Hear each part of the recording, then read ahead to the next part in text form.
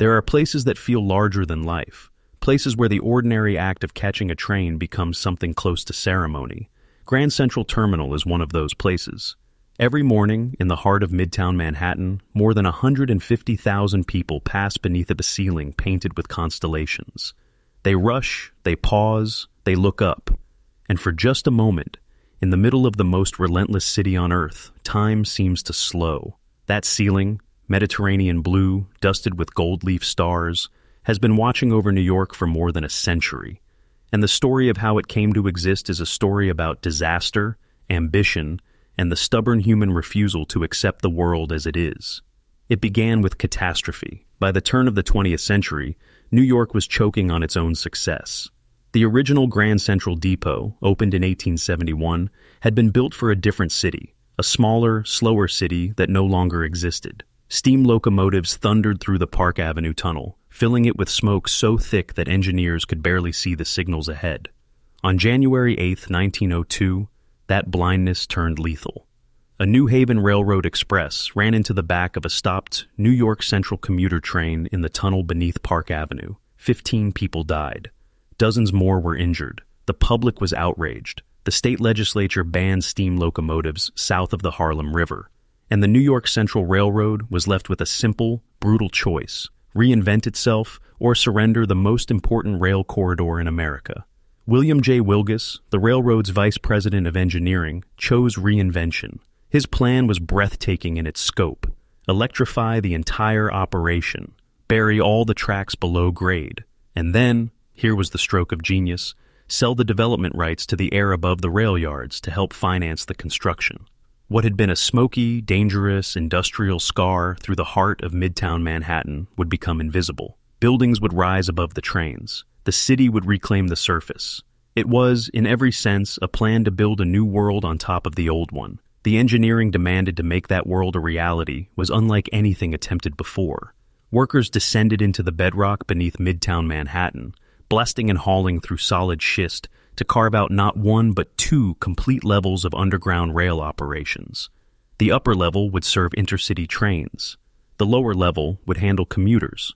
This separation, Wilgus's elegant answer to the chaos of mixing long-distance travelers with daily commuters, allowed people to flow through the terminal in organized, uninterrupted streams. Every ramp, every passage, every stairway was designed not for beauty first, but for movement. Thousands of people had to be able to arrive, disperse, and depart without collision or confusion. Reed and Stem, the firm responsible for the terminal's overall functional design, created a circulation system of ramps and branching passageways that modern transit planners still study with admiration. The architectural vision fell jointly to Reed and Stem, and to the firm of Warren and Wetmore, whose principal Whitney Warren shaped the terminal's commanding exterior. Warren trained at the École des Beaux-Arts in Paris, and his debt to that education is written across every surface of the building. The southern facade on 2nd Street rises like a Roman triumphal arch, crowned by a sculptural group designed by French artist Jules Félix Coutan.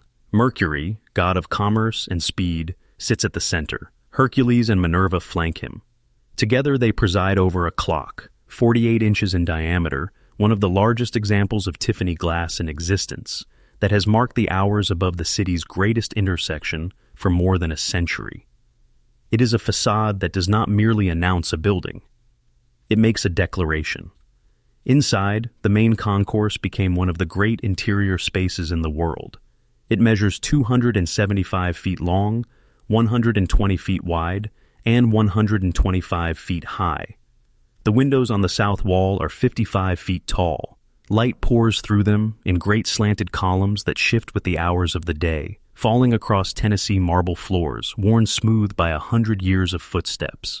At the center of the room stands the famous brass information booth, topped by a four-sided clock that has served as perhaps the most beloved meeting point in American urban life. Paul César Helou, the French artist commissioned to design the ceiling, filled it with the constellations of the winter sky: Orion, Taurus, Aquarius, rendered in gold leaf on a field of cerulean blue, lit from behind by hidden lights. That the constellations were painted in reverse, as though viewed from outside the celestial sphere looking in, became one of the terminal's most enduring legends. The construction required staggering resources. The terminal and its surrounding infrastructure covered 48 acres. At its opening on February 2, 1913, the station contained 123 tracks with a combined length of nearly 20 miles.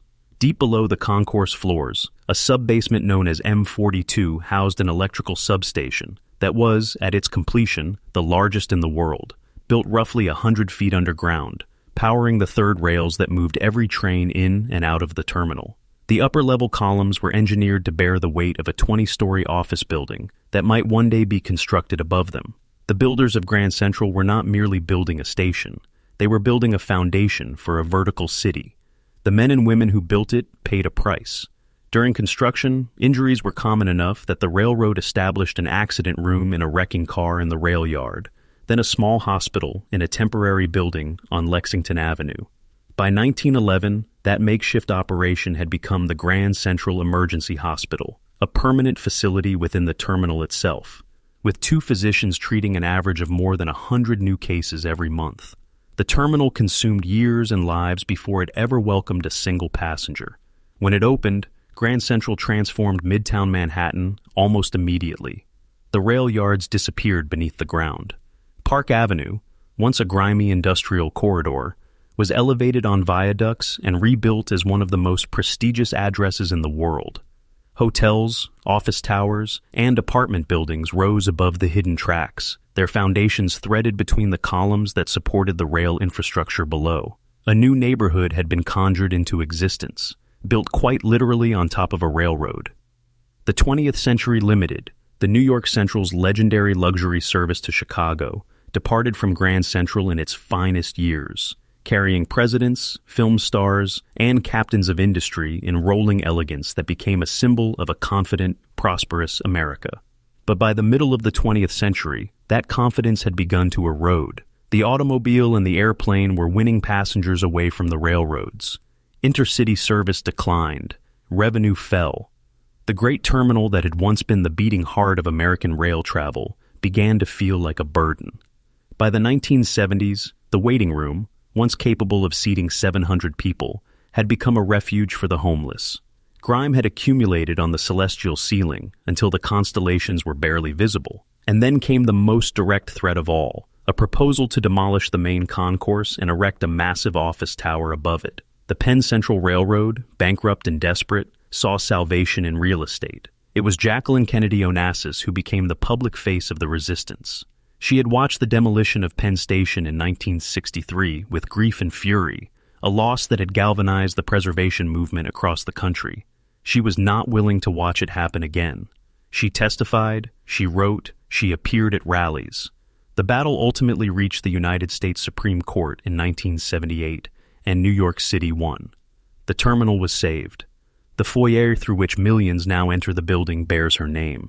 It is a small tribute for an enormous debt. The restoration that followed, completed in the late 90s, was itself an act of engineering and devotion. The celestial ceiling was cleaned. What had been mistaken for a painted sky of dark midnight blue turned out to be tan and turquoise beneath the accumulated grime of decades. The marble floors were restored. Blocked windows were opened. Ramps that had been covered over were returned to their original proportions. And in 23, a 16-acre expansion deep beneath the existing station opened Grand Central Madison, finally connecting the Long Island Railroad to the terminal after more than 15 years of construction through bedrock far below street level. The terminal that nearly died had grown again. Grand Central Terminal holds a Guinness World Record for the most platforms of any railroad station on Earth. It serves 67 million passengers a year.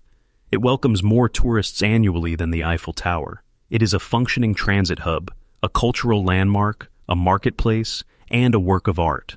All at once, all in the same building, all beneath those gold leaf stars. It is what happens when a city refuses to accept disaster as a final answer, when engineers and artists and ordinary workers give everything they have to build something worthy of the people who will use it every day for 100 years and more. If you found this history worth knowing, subscribe for more stories of human ambition in steel, stone, and concrete.